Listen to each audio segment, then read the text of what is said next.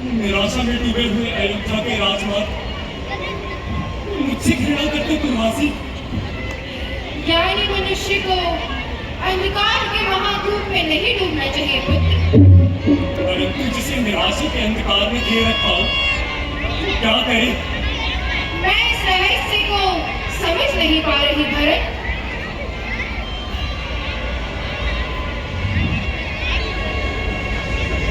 आज सूर्य शोक में क्यों है रो रहा? क्यों गाता है दर्द के सपनों में सो रहा? सब है मौन मौन, ये क्या है हो रहा? चारों दिशा खामोश, उधर क्यों है हो रहा? वर्ष के स्थान पे विशाल हो रहा, जीवन करुणग्रस्त व्याख्यान हो रहा। वाकई मुझे बता दे, ये करुण बात क्यों है? महलों में नगरों में ये सर्वनाश क्यों है? लगता नहीं है जीवन एक रोज की तरह, हर्ष पे लगे लोग की तरह। जीवन के सुखों को वह कौन ले गया? जीवन की खुशी लेकर दर्द कौन दे गया? सुख और दुख तो प्रभु जनित होते हैं, मनुष्य इन पर अंकुश नहीं लगा सकता। जीवन मरण महामारी की मैं बात नहीं कर रहा हूँ, न ही यश अपयश के उपदेश की आवश्यकता है। मैं पूछना चाहता हूँ अयोध्या के इस विषाद के कारण को। पुत्र भरत, हाथ का पत्थर, माथे का सूरज कहाँ हुआ? उनमें धनुषी साड़ी, उम्र में सूत्र कहाँ हुआ? कहो महावीर क्यों ऐसा? क्या शोक का पहरा हुआ? ये निर्णय ईश्वर की नीति का। दोषी क्यों किसी को बनाते? जो हुआ वो ईश्वर ने किया, अब हमें क्यों सताते? वैसे भी यहाँ मन में षड्यंत्र का खेल रचाया है। विधि की दया मानो, ईश्वर ने तुम्हें बचाया। पूछ लो मां, बस उसी को कर दो। निराशा भ्रम में डूब रहा हूं, बस उसी से मुझे तार दो। इस समय मात मेरी नहीं किसी वस्तु की आशा है। विषाद में भटकते प्राणी को तुमसे निवारण की आशा है।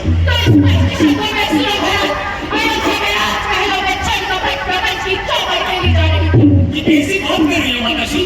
अयोध्या कोई प्रपंच की नगरी नहीं, यहाँ श्री धरीची हरिश्चंद्र जैसे सत्यवादी हुए हैं। अच्छा पुत्र, यह बड़ी ही अद्भुत बात है जो अकाट्य है, किंतु तुम्हें अयोध्या की राजनीति का भान नहीं। परंतु अयोध्या का कण जानता है कि आप राजनीति विद्या में प्रवीण हैं। अवश्य आपने ही किसी चक्रव्यूह की रचना की होगी। मैंने किसी चक्रव्यूह की रचना नहीं की भरत, अभी तो तुम्हें चक्रव्यूह से निकाला है, नहीं तो तुम आज ताश कहते कर कुछ नहीं।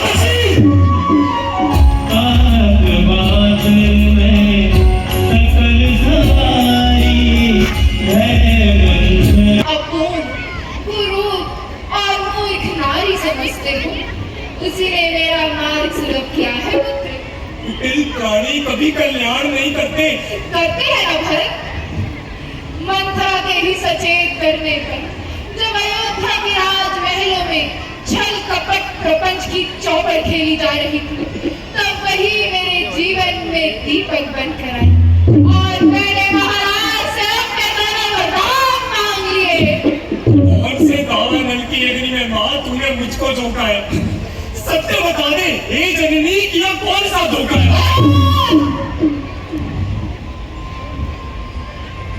ना जाने क्यों भयभीत हुआ जीवन, हृदय बार बार कांप सा जाता है। खेद ना कर मेरे पुत्र, मेरे कर्मों से शुभ दिन आया है। पुत्र रक्षा हेतु दो वरदान मांगे हैं। एक ने मांगा अपने पुत्र के लिए अयोध्या का राम को 14 वर्षों का वनवास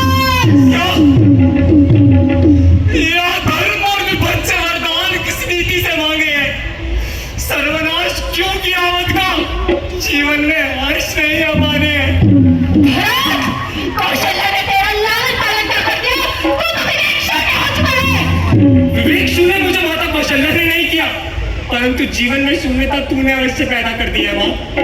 हाँ माँ, तूने वरदान नहीं अभिशाप मांगा है।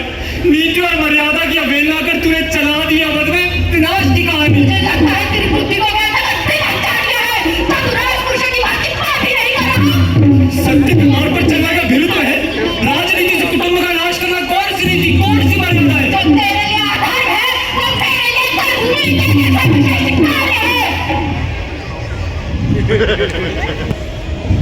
मैंने धन की लोलुपता को बस सुना ही था, उसे ना तो कभी प्रत्यक्ष रूप से देखा, ना ही देखने का प्रयास किया, परंतु आज देख लिया तेरे द्वारा अपना नाश और तेरा ये विभत्स रूप। अपनी मर्यादा मांग रहा है या वंचिता जानती है, परंतु बुद्धि ये समझ नहीं पा रही। सारी अयोध्या शोक मग्न है और आप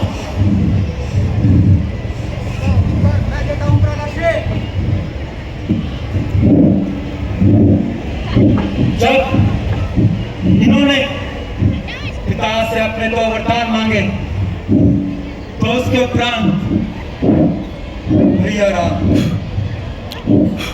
माता सीता और माता लक्ष्मण शीघ्रता से वनों की ओर चले गए। क्या कह रहे हो शत्रुघ्न?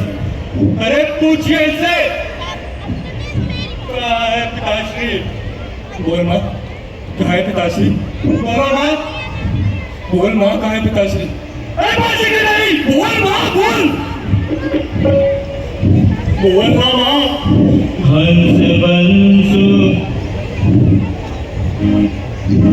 सुन सुख बचन स्नेह मय कपट नीर भरि रहे भरत श्रवण मन सूर सम पापिनी बोली वो स्वर्ग में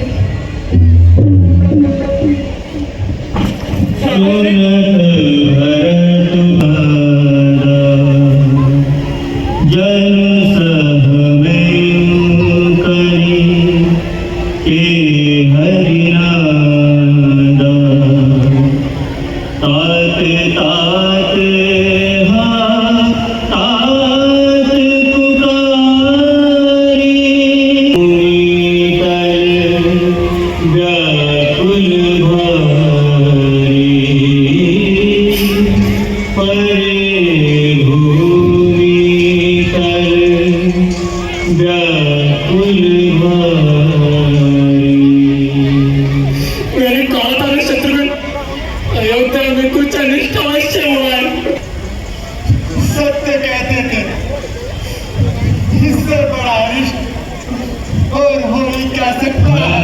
बंसु दशरथ जनकु राम लखन से भाई संभालिए दादाजी। जननी को जननी भई